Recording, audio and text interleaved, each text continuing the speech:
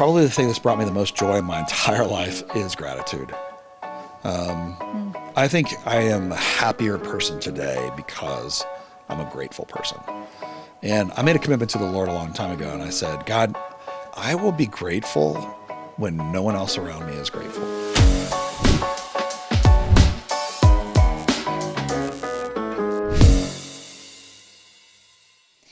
So would you say you're a disciplined person? I would say in a lot of areas I'm a disciplined person. Not all areas. No. I don't know anybody that's disciplined in all areas, but... So you choose where you're disciplined? I think certain things are easier to be disciplined in than others. For each person, probably. Yes. Okay, Right. So before we go to where you're doing great, where are you not doing great? Where are you not good at discipline? I think sometimes I'm really disciplined in my physical life, right? So, but except for occasional eating. So there are times where, and I can make all kinds of excuses for it. It's a family event. It's Christmas. It's Thanksgiving. It's Valentine's Day. And it just goes throughout the year. So it's some kind of holiday. It's some kind of like something like that where it's easy for me to dive in and just go, I can make excuses, Yeah. So just food, discipline in everything else besides food? No, but I wasn't expecting you to ask me that question, so I'm not really sure. Like, what are you a binger? No. Like Netflix binger? I can, but I don't regularly. Okay. Yeah, I can. I'm not disciplined in my driving. I'm very impatient in my driving. In fact, I just came to the church today, and one of our staff members was like, man, I don't think I've ever seen anybody go through that roundabout faster. And so I just whip it around, apparently. I'm not even conscious of it a lot of times. So I think discipline takes consciousness. You got to be aware. You know, it's funny. I was just talking to Mike Standish on the podcast, and he was saying how he's like this really nice person, and when he drives, he's like full of rage. We share those stories. Isn't that funny? Yeah, we share that story. So would you say you've always been someone who's disciplined? No, definitely not. When I was young, I was not disciplined anyway, I would say. In fact, I think mostly when I was young, especially before I became a Christian, I was fairly instinctual. I just went from the next party, lived for the moment, never thought about the future, never thought about the past, just tried to make myself happy in that moment. Was there an impetus that changed that? Jesus. Yeah, immediately some things changed in my life. And so sometimes it's hard to talk about that because I think saying how God changed me so radically right away when I became a follower is discouraging to people. Because I think most of the time that's not the way it works. I think there's normative ways in which God works, and then there are miraculous type ways. And I think some of the ways in which I was changed, my moral state, my promiscuity, my anger, a lot of the hatred, a lot of the violence, because I was growing up to be just like my dad, just kind of went away overnight. And I was like, I'm a new creation. That phrase, new creation, when I first read it in the Bible, like changed my whole life, because it really gave me for the first time to realize like I'm a totally different person now than I used to be, just because Jesus came into my life. And I always want to say, as we're going to talk about disciplines and some strategies and some ways to, get discipline in your life. But if you don't have Jesus at the core, you'll be a very, very disciplined, unhappy person. And I know several of those. Wow. So for me, at least for me, I can speak. It was my happiness came when I met Jesus and changed everything. It's a great distinction. So, okay, what would you say are the kind of core disciplines that have changed your life? Yeah. So I wrote some of these things down. I mean, I feel like, time management was something that I learned later. Let me physical exercise. That was one of the biggest. That changed my life in a huge way. So let me ask you this. You're a pastor. Yeah. The Bible says physical training is of some value, but godliness is a value for all things. How important is the body actually, though, would you say? Like, do you think Christians tend to undervalue the body? Oh, yeah, for sure. Yeah. And what I would say about that verse is Paul's not saying physical things are wrong and spiritual things are higher. He wasn't a Gnostic. He didn't believe that the physical world is bad and the spiritual world is elevated. That's not a Christian teaching. So Paul would never teach that. But I think for me personally, the physical discipline is what enables me to discipline my mind. Because we are a mind, body, and spirit, right? And so as a mind, body, spirit, so we know what the body is. It's the physical parts of who we are, right? The spirit is the deepest parts of who we are that connects to the Lord. And then we're a soul, which every person has. So like, for example, the difference between a Christian and a non-Christian, according to like Romans, is that a non-Christian doesn't have the Spirit, doesn't have a spirit in the same way that a Christian does, because there's nothing to connect to. Everyone has a soul. It's the thing that makes us us, right? So that immaterial part of us is very important. So, but they're completely interconnected with one another. So if you go home today and you eat a lot of sugar, your mental, your body, all that stuff, even your spirit is like, ugh, I feel terrible. Or even when you're just really sick, you're not like praising the Lord and wanting to stand up and worship because you feel diminished. We're connected on all those things. So for me, the physical stuff for me is one of the best spiritual things I've ever done for my life. Now you can take that to some real, I mean, go look on Instagram. I follow some of these people because they're inspiring fitness people. But I wonder how much they are using that fitness possibly as an idolatry, a way to be independent of God, whereas for me, it was a way I connected to him. So thinking about the discipline, like physically. Yeah. Tell me about it. What do you do?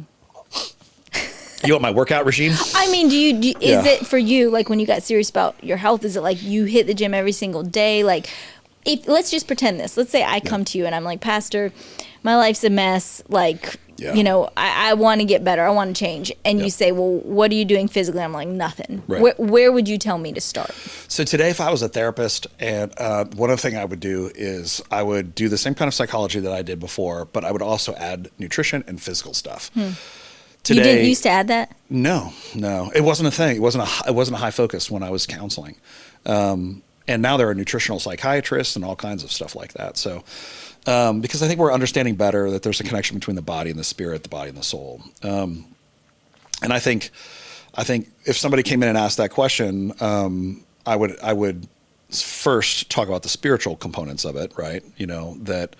That our relationship with Jesus is first and foremost. Everything else that we do is secondary, but that secondary thing or that third thing can actually add tons of value to your life. So yeah, I would connect them to that. And I also have I kind of have this way of thinking about disciplines because, your body is under your control, right? Like you can raise your hand. I did it because I wanted to. Something deep inside of me said, raise your hand. I did raise my hand. But the interesting thing about that, have we said that the air is still out in this thing? So we are speaking of the physical body. The physical body is burning up. But the inside, the spirit's doing good. Like we're feeling good. But one of the things that I teach people sometimes is to think about like who they are, And in this class that I'm teaching right now at our church, it's a psychology class. And it's a way of like how to think completely different. Because I think if you're going to be a disciplined person, you have to think completely different, right? And so in this class, one of the things I talk about is that the Bible talks about the mind. Love the Lord your God with all your heart, mind, soul, and strength, right? So the mind is the essence of who you are. Mind and soul often in the Bible are like intertwined, okay?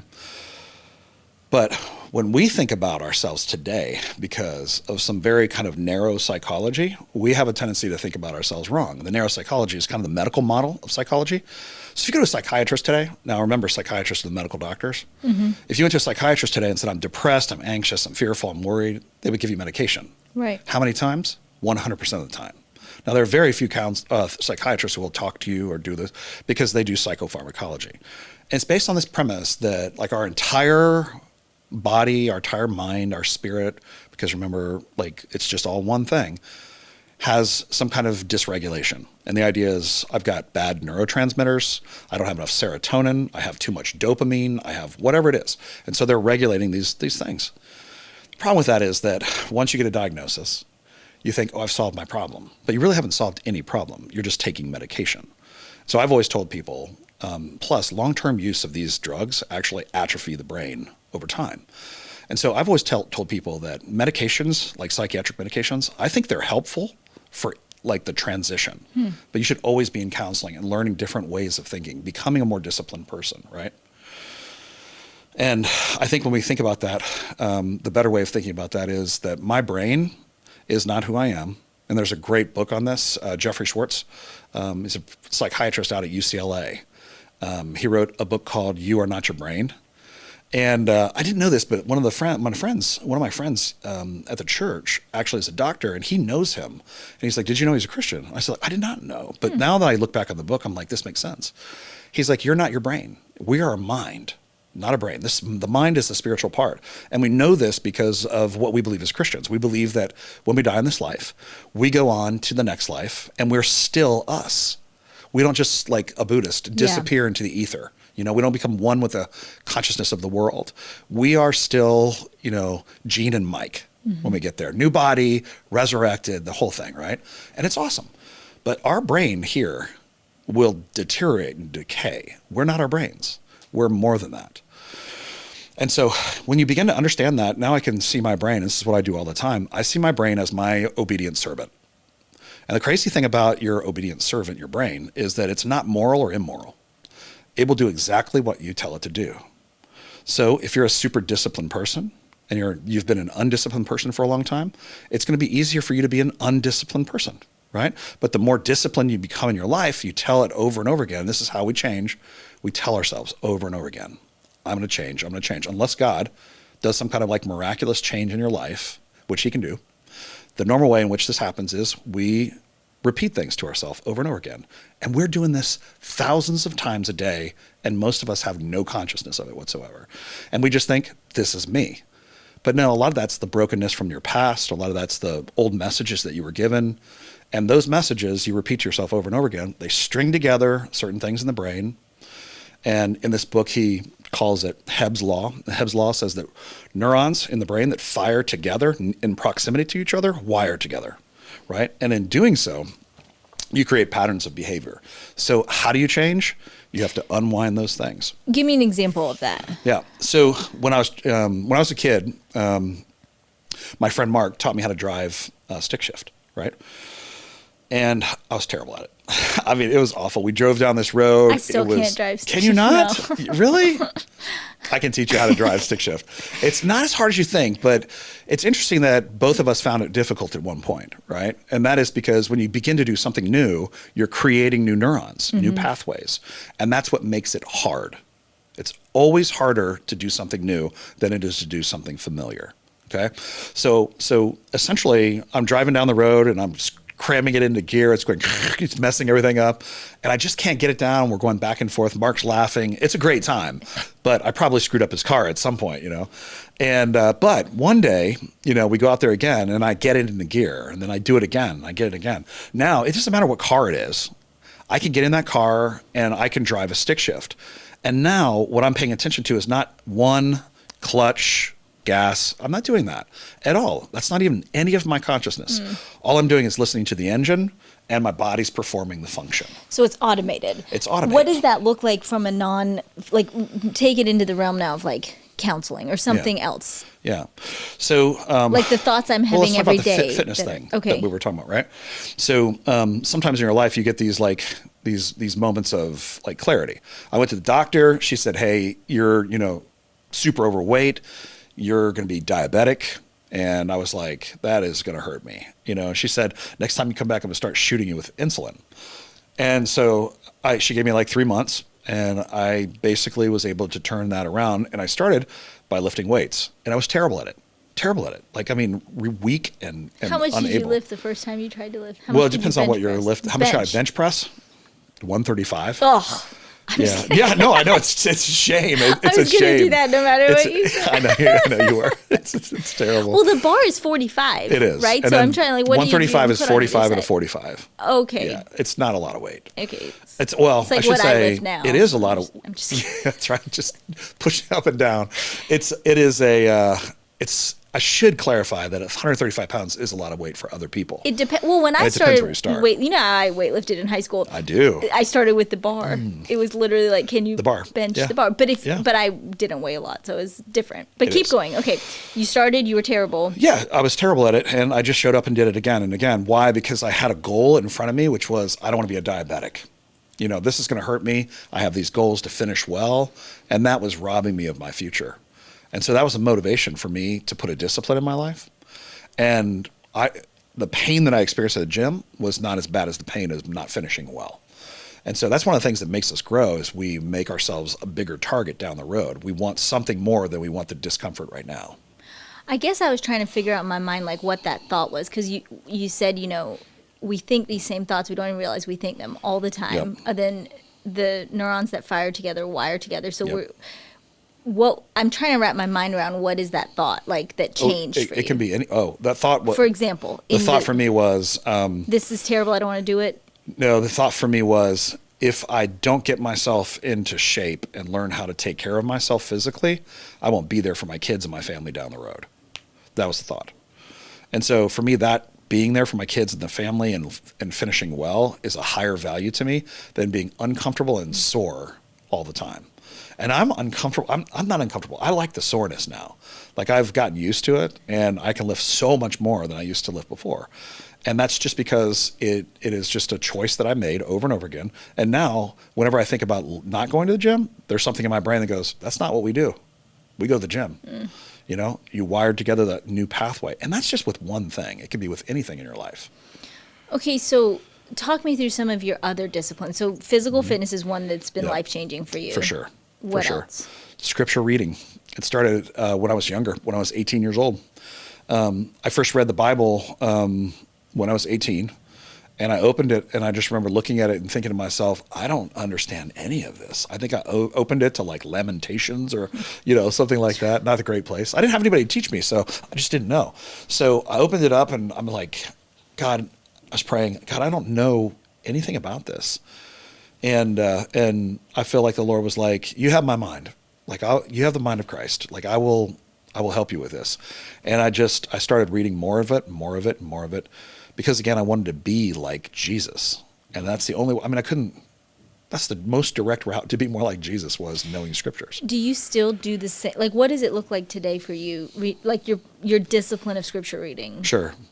So one of the hard things about being a pastor is sometimes you can look at the text and you can get into the rhythm of just reading it for the sake of coming up with great principles or great ideas that you can use in sermons. So that's one of the things I fight against. I push that back a lot. It's what I do anyway. Like, I have to do that. I do that on my Thursdays when I write the messages. But you separate that from your private. Yes. Yeah. In my private time, what I'm doing is I'm reading through books of the Bible right now. And I love that, because when I read, and especially if you read things from the Old Testament, like the Psalms, or if you're reading Proverbs, there's a discipline out there called Lectio Divina, which is essentially like a slow reading of the Bible, where you are feeling it, you're putting yourself there, not as the main person in the story, but sometimes I think, like, what does God feel like when we act this way? When the Bible says that we're rebellious, I think to myself, I wonder if that hurts the heart of God, and then I go looking for that. And the Bible tells me the Holy Spirit is grieved when we sin against him, and I learn about God that way. And part of the slowness, I think, is that I'm moving away from my normal tendency, which is to extract information so I can present it on the weekends, which is an important part of my job. It's a ginormous value add for me, for the church, but for my personal life, it needs to be more personal. Yeah. So I read the scriptures every day. And that concept almost every day. Sometimes I'm just crazy and I'm too busy or whatever. Yeah. It's a relationship. It's not, but there is discipline even in that relationship. And I like that you're saying, like, you linger. That's a discipline, because I think in the rush, it's a discipline to stop long enough to linger in it and let it affect, your heart. Okay, give me another one. So I wrote down here financial discipline. I think this is I think someone will go, well, why is the pastor talking about that? Because it's massively important for everyone that attends our church's life. I pray for everybody that attends our church that God blesses their finances and blesses their relationship to money. Because I think money is either a thing that makes you and blesses you, or a thing that curses you and destroys you. And the Bible teaches that over and over again. Jesus is like, be careful. The rich man is harder for him to enter the kingdom of heaven. And we know why. The reason for that is because the rich have all the abilities they need to just basically turn away from any instruction and then instead just create comfort in their life. And that's dangerous. To be too comfortable with money is dangerous. But not having it is horrible too. I've done both. I like having a little bit more money than I had before. I like being financially responsible. And again, because I'm not just thinking about my life, I'm thinking about the lives before me that I want to change. And I'm thinking about the people I want to bless down the road. I want to be able to hand off stuff to them. The Bible tells us that a good man, this is not a wise man, this is a good man leaves an inheritance to his grandchildren. And the only way that you're going to be able to leave an inheritance to your grandchildren is to be wise, which means you have to have the discipline of being able to delay gratification. Being able to say, I'm not going to get this right now, even though I want it, because I'm going to put my money to work for me so I can have more of it down the road to be able to bless others. And that's something that Kelly and I do. Every single time we get a raise or something like that and it happens in our life, we immediately go to how much more of this can we give away? Is there any other tips you would say for like how you become financially disciplined? Let's say you're someone who is struggling financially. You're not yet at a place where there's a lot of discretionary. I remember when I first heard like a budget and I was like, discretionary. Like I couldn't even understand a budget because I was like, we just don't spend money unless we will die. Like, you know, like it's like food, electricity. I mean, what would you say for someone who's like kind of like strapped? So I guess what I would say is a lot of people feel like that, but that's not really the truth of most people's lives. Always, is it though? No, I really do. I think a lot of people, you have to ask the question, like, why are you strapped? Is it that you are spending 106% of your income? Well, of course, you know, and that's not a function of money. It's not about how much money you make necessarily. It's helpful to make more money, right? It is. But it's not just about how much you make. It's also how much you spend, you know? Right. I mean, I've sat down and counseled people before who had jobs where they made $400,000 or $500,000 a year and they were upside down in debt. Yeah. You know, and I'm like, you're just spending $600,000 a year. So it doesn't matter if you make $30,000 and you spend 32, or you make, you know, $500,000 and spend $600,000. You're in the same boat. That is, you're stuck.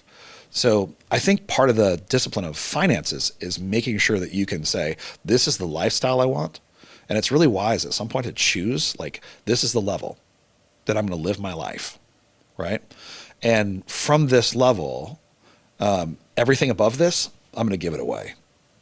And that's really helpful. Kelly and I do a ton of giving. Our giving is way more than, it's probably 25% of everything we make. So I don't do the tithing thing. I do the 25% thing. Wow. And I think everyone can start somewhere. And again, because it's a discipline and you need to introduce discipline slowly, not really immediately. Most people can't just chunk out 25% of their stuff, but we've made intentional decisions, you know? So start with 2%. Yeah. Start with 3% the next year. Trust God. This is the craziest thing. Every single time you trust God and you say, I'm going to give this away, He replaces it. He replaces it with contentment. He replaces it with joy. I love giving. We give anonymously all the time.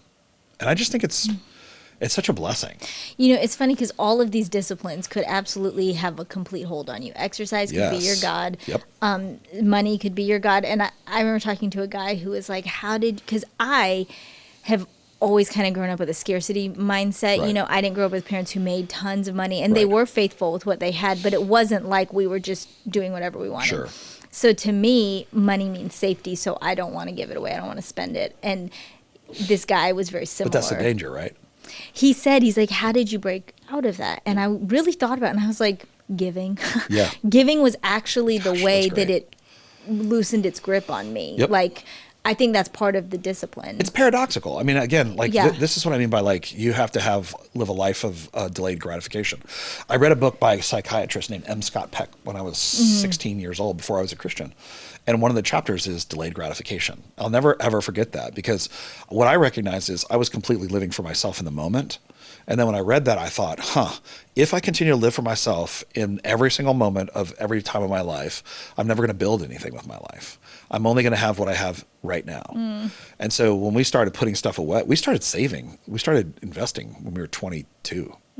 Connor, my son, who was on last week, Connor, I mean, he's been saving since he was 18. You know, he's got like a, IRA, and I'm just like, that's how you do it. You do slow and steady. I think today, because delayed gratification is not a value, everybody wants everything right now. And honestly, when you get it, you realize it's not that important. It doesn't really fill you. What about other ones? So financial, Yeah. physical, So- spiritual, reading the Bible. Another one I think is like the discipline of emotional intelligence, which some people might not think that that's a discipline, but here's what I would say to that. I've always had this fire on the inside of me, and I think again this comes from the background that I grew up in, and it can, if it is not disciplined, turn into like a rage. Okay. It can be out of control, and so Would one you of the say things. it's like a passion that you have? No. No, it's like it's No, anger. It's anger. Okay. Yeah, it's an anger on the inside.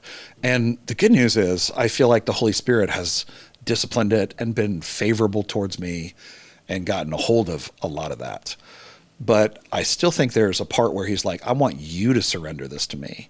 And part of that for me has been, the discipline of responding to people instead of reacting to people.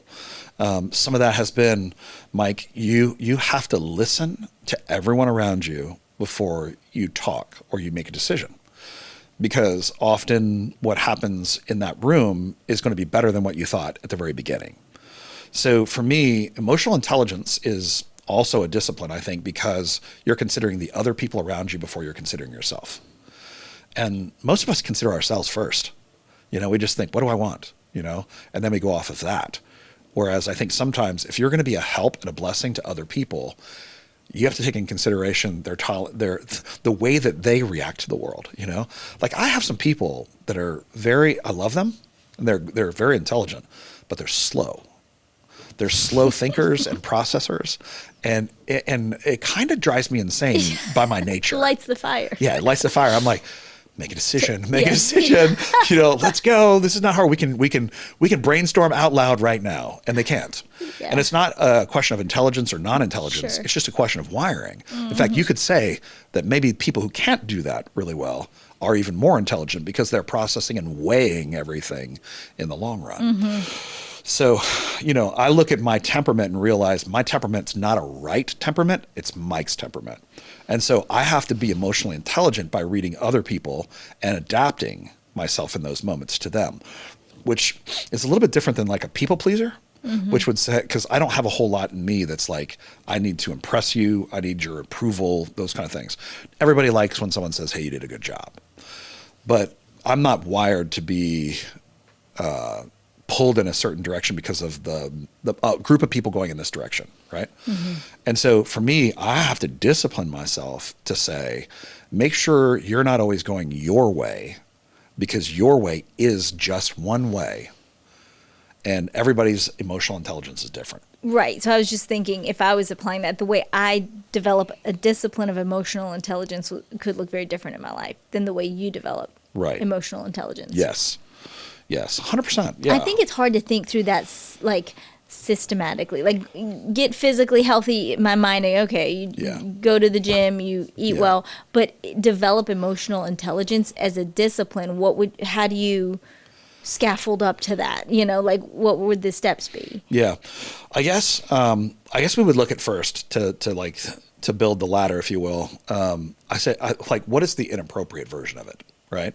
The inappropriate version of that is kind of like a narcissist, right? Somebody who is just all about themselves. They don't really care what you think. They care about what they think. You mean someone who's not emotionally intelligent? Right. Okay. Yeah. Narcissism would be and all kinds of personality disorders that go with that, right? People who are just focused on themselves and what they want, what they desire. And really at the end of the day, you are to them a means to an ends.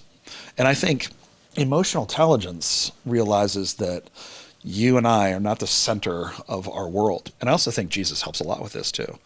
Because when you're a Christian, you realize that, my priority can never be me. My priority has to always be the kingdom of God first above all things. Seek first the kingdom of God. And then all these other things are going to make sense. They're all going to fall into place. So to me, I think the first step of the ladder is I'm not the hero of my story. And then you move up from there. Things like, I'm not the hero of my story. Your, opinion and your thoughts matter to me, and I'm going to submit myself to others because it's wise to do so.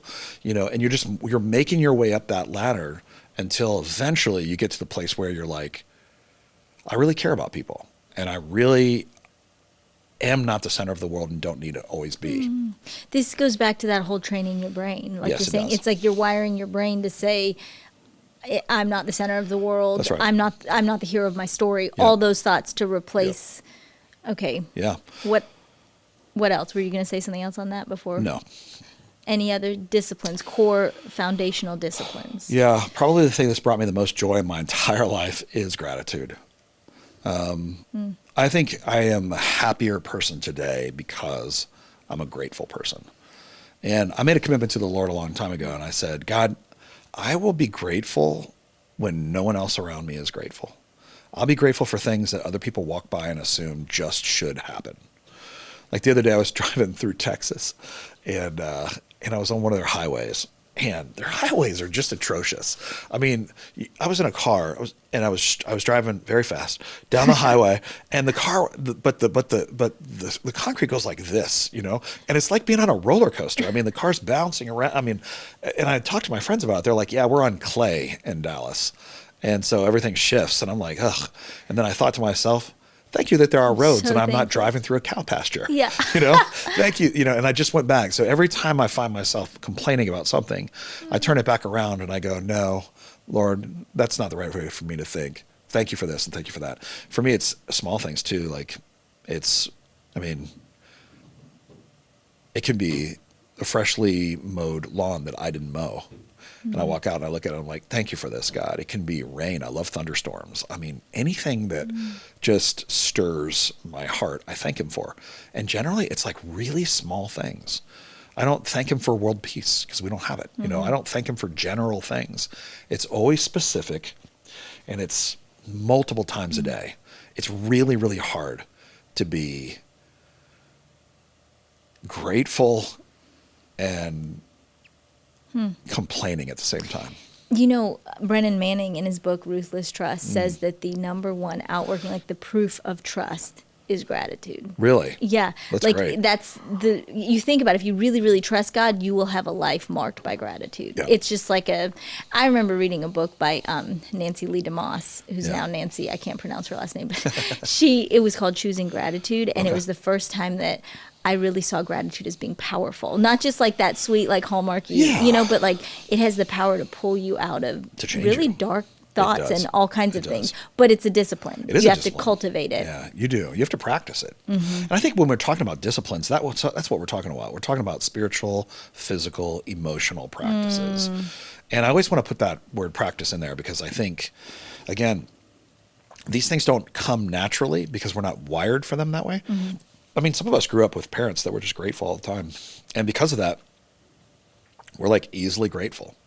I love that. I think that's amazing. That's the blessing of discipline, of being a disciplined parent is that, you can be a blessing to your children because they grow up having seen modeled all these wonderful traits and attributes.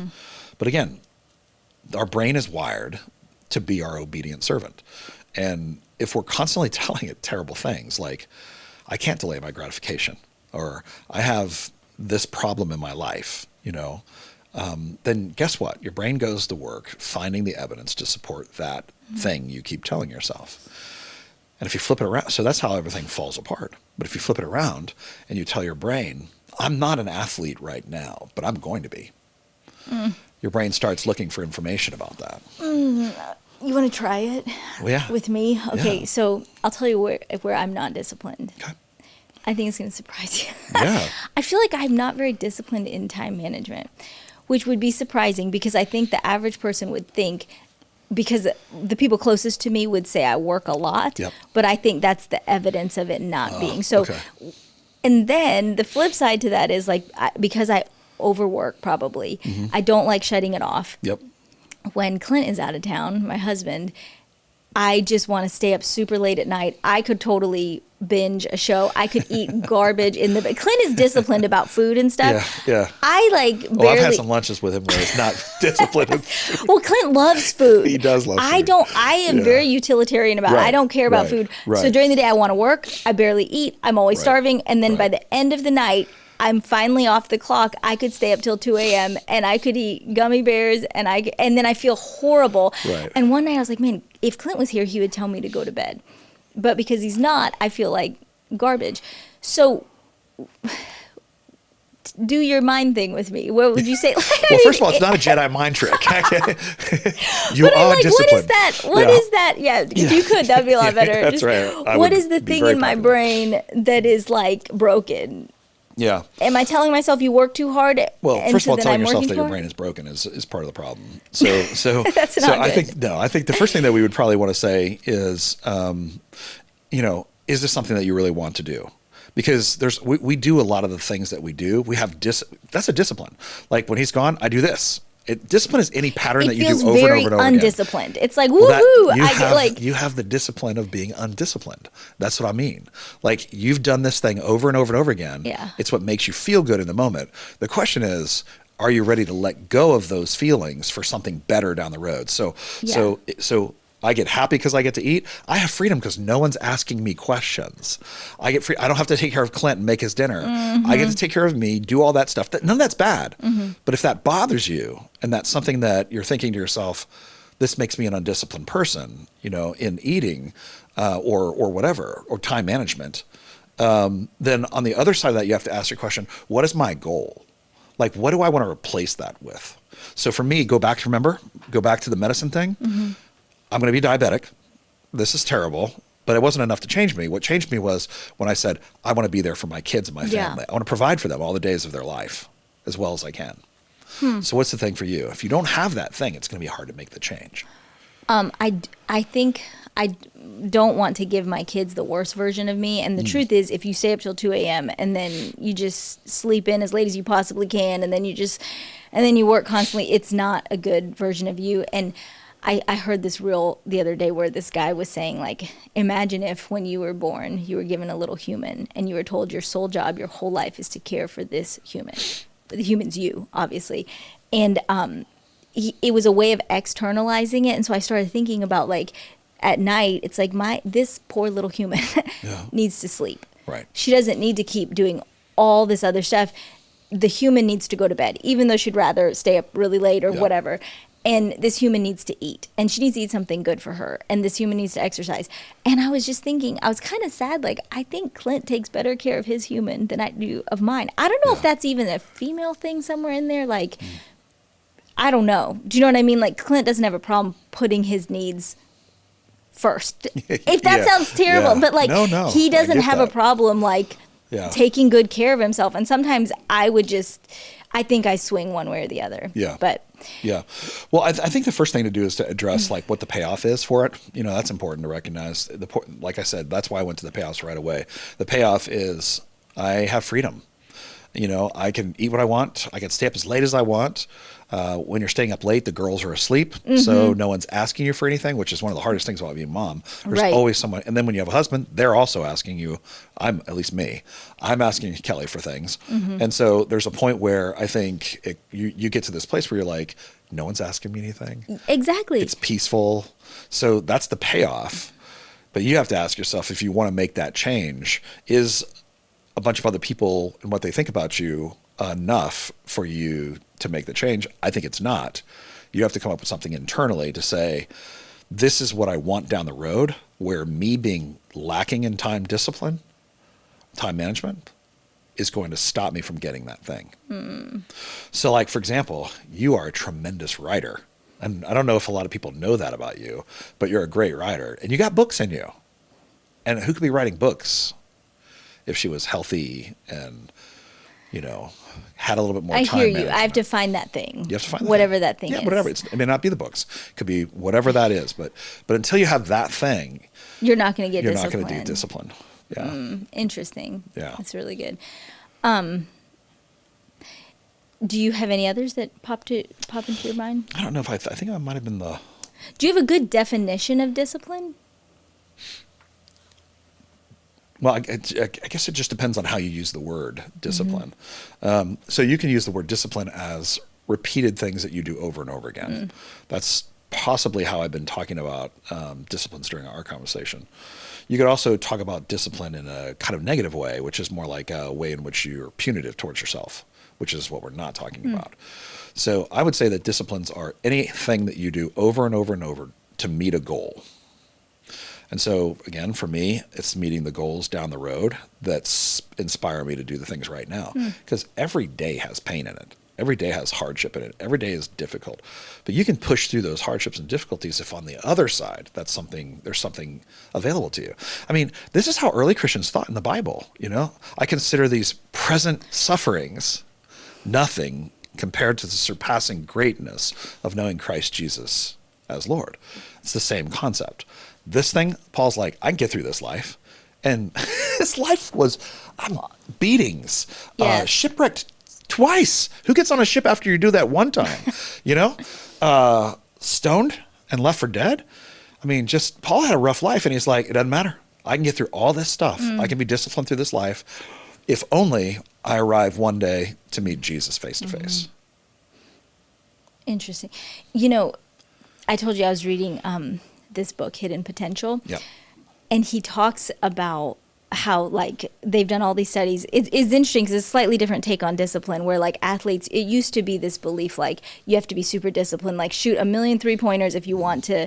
And there's new research suggesting that it's something, I can't remember the exact term, but it's almost like disciplined play or intentional play as opposed to straight discipline shows greater gains in some ways. And it made me think too about in my own life, it's work, but then I get really stuck and frustrated, and I just stay up later to try to get that thing done. But then you're not productive at some point, right? Yeah. And they said that people who, when you get in that place, people who have some hobby, but the catch is the hobby can't be related to what you are doing. So for me, I used to do this. I have to write for work. So my hobby, I'm going to try to write for fun. I'm still grading myself, Right. You have to. So there was a season when I got really into Rubik's Cubes, just out of Really? curiosity. Yeah, I was like, I'm going to learn how to solve a Rubik's Cube. Are you good at it? I mean, I can do it, yes. But I tried to get to solve it in under a minute. That was my goal. I kind of said, first, just learn how to solve it, whatever. Interesting. I think So play for you requires pressure? maybe a goal. A goal. Okay. It was something that I think it strokes a different part of my brain, like an adult coloring book. It was learning something for the sheer love of learning. Awesome. And there's no, they said that if you have a hobby like that, job performance is often higher. That makes and a you lot of just sense. have to feel like you're making progress somewhere to Yes. actually make progress. You come back Elsewhere. refreshed. Yeah, I think that's that's right. like pickleball for Clint, or maybe Interesting. some of those things for you. Yeah. It has Yeah. nothing to do with work. Right. But something else that it talked about, which I've heard you hit on a little bit, is like having a growth mindset. Yeah. Talk to me about that. Fixed mindset versus growth mindset. That's kind of a point in the book too. Yeah, is it? It is. I think it's a huge thing. I was watching something the other day. I can't remember the name of the guy, but he's just kind of he's a scientist. He's a social scientist, and he was talking about like an anthropologist or something. And he's talking about the skills of the 21st century are adaptation, meaning that you have the ability to flex on the rigidity in your personality. So it makes a lot of sense, right? Like our technology is evolving so quickly right now, it's hard to keep up with stuff, right? I mean, how many different versions of AI are there? And I'm not one of those people who thinks AI is of the devil. I mean, technology is neutral. Technology is neutral. The internet is, you can study the Bible or you can watch pornography. And that's nothing to do with the internet. It has to do with the heart of the watcher, right? And so I look at all that stuff and I'm just kind of like, man, that's hugely helpful. Where's your question again? I totally went off on something. Fixed right there. mindset Fixed versus mindset. growth mindset. So it was the sociologist, right? The anthropologist, and he's basically kind of talking through the idea that we have to have flexibility in our way of thinking. All our technology is changing so fast right now that we find ourselves hard to keep up. I don't even know how many different AIs there are now. There's like 10 or something like that, and you're supposed to know these things. I don't keep up with it quite so much. But a fixed mindset says, this is who I am, this is what I know. And the problem with that is that you're stuck. I mean, I heard somebody define hell that way one time. They said hell is a place of no more becoming. And it's always stuck with me because I just think to myself like, man, if I had to be the person I am today forever, that would feel like hell to me. Because my great hope, again, is like we see Jesus and he heals everything, the last part of us, so that we're completely healed. The growth mindset on the other side of the fixed mindset is be open constantly to new experiences and new knowledge, right? Now, there's danger in that, right? You could be so open that you become lost. You might become so open that you enter into a false religion, or you join a cult, or you do something like that. It could be messy. So this is where I think the scripture comes in. Like, it grounds us and roots us in who God is. And it is this clarifying body of knowledge that we have that we get to hold on to. And I think, when you have that as the core of who you are, then when somebody presents an idea, and this is so sad that this is not the way the world works right now, but when somebody presents an idea that's conflicting with that, you don't fall apart because you know who you are. I know who I am in Jesus. So when you come at me with the Bible's fake or Jesus wasn't real, I know how to respond to those things. I have answers for those things, and I have a reason for the hope within, as the scripture tells. So there's something about a growth mindset that basically allows you to adapt to any situation that you find yourself in. I think, too, the one theme that I feel like keeps coming back up as we're talking in general to me is just the whole idea of character, that like Yes. the discipline, all of it, even parenting, other subjects we've talked about before, Yep. like it's not just about what you want to achieve. It's about who you want to become, Right. And if you can somehow reach in there, like I think it was Carrie Newhoff who said that if there's like a lot of variance in people in their 20s and 30s, and by 70, you're usually either right. the very best Yeah. person or the worst, because you're just so who you are by then, Well, you know? And it's funny because what happens in that process is somewhere like right on the 50s, people stop learning things. And so it's not that and by the time you're 70, your brain is completely different, right? Meaning that you're like frozen in time, or if you're a person who continues to grow and use your brain and be cognitive flexibility, when you're flexible, that can continue into your 80s and 90s. I mean, there are some amazing people out there that are super artistic. I heard something the other day, a little while back, actually. It was Sir Ian McKellen, and he's 80 years old, 82, 83, maybe even. He's the guy that played Lord of the Rings, right? He was the guy that was the wizard, right? Yeah. And just a great actor. He fell off stage the other day, and it happens apparently to actors all the time, but not when you're 82. Wow. 84.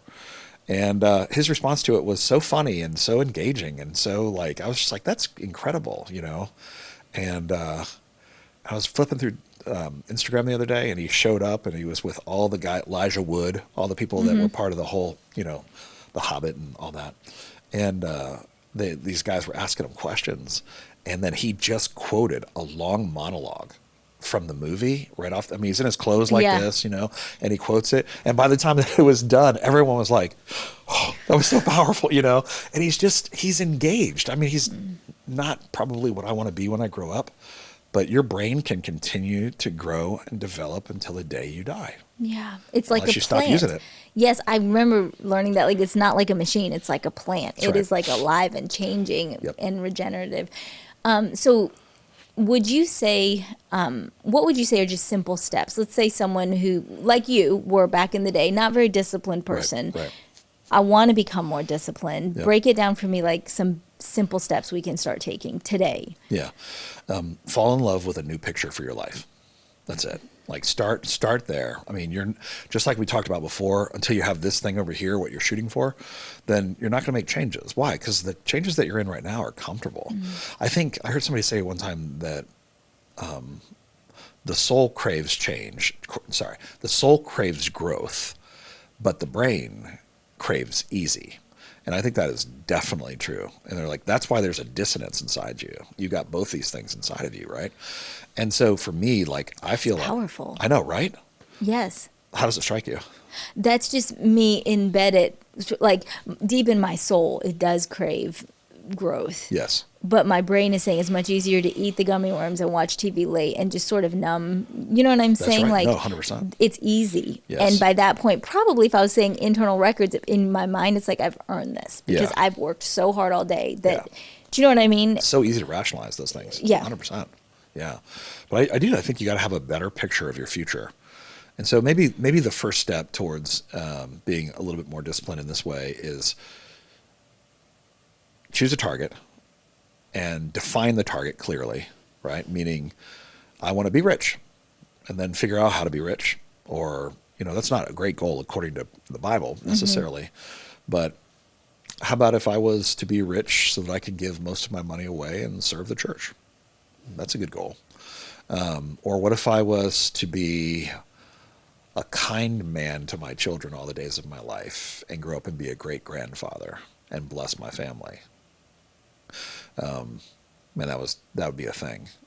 I told you a story a little while ago about I was in Dallas, and this guy is the embodiment of that. And his whole life he just basically ran a chain of grocery stores. Nothing exciting. Did really well for his family, loved them really well, but poured into me when I first became a Christian. And I was at their house. It was like midnight. I was meeting with the girl that brought me to Christ, her husband, who I just adore both of them, and their daughters and their sons. And we were just having family time. It was amazing. And then the patriarch of the family, he steps forward. He says, "Mike, come over here." And I went over there, and he says, "Everybody, listen up." And he said, and we're not related. He just has poured into my life. And he said, "I want you all to know that Mike is my son." And he said, "I love him very much, and I'm very proud of him." And it was just, I will never forget it. I think sometimes, like, when we try to develop our picture, it's got to be this epic. Yes. And I think sometimes the picture is,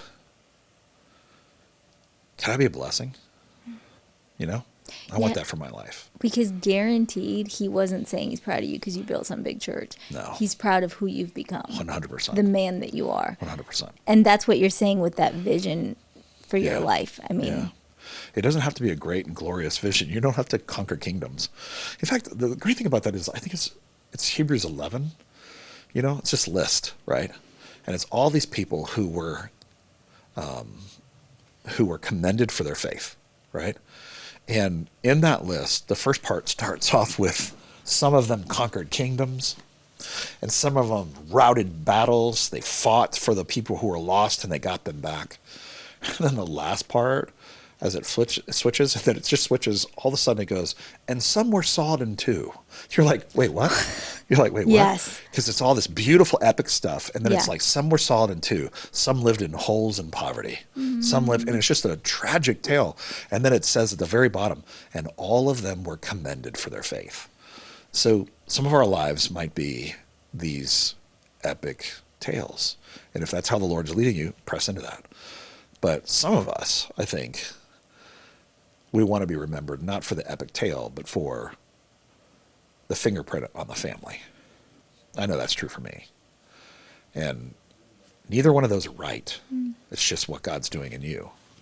And I think once you determine like what the picture looks like with God's help, then you can start the discipline process, because now you know what you need to sacrifice to get there. And it makes it more attainable too when you don't, like, I think we get caught up in it's got to be this big thing. So if you take the physical, it's like if you have this unrealistic goal that you have to meet this standard that's not even feasible, it's so discouraging. Or like you've got to write a best-selling book, you've got to but if the beauty is in the becoming, then even if I lose 1 pound, but I'm showing up, do you know what I'm saying? Yes. Then there's beauty in that.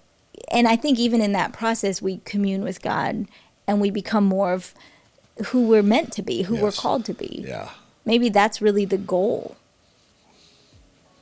Sounds good. Well, thank you, Mike, so much for talking with me. I'm going to take you up on it. Stick shift lessons. I feel like that would go really badly. In my mind, that's going to be, it's like the so blind teaching the blind. I have to have Clint there because I need his laughter every time you throw it into the wrong gear. And I promise I'll be a good teacher. Grace After Hours is a production of Grace Church in Orlando, Florida. Grace's mission is helping people take their next step toward Christ. Learn more at discovergrace.com. If you enjoy this podcast, share it with someone you know and subscribe so you never miss an episode.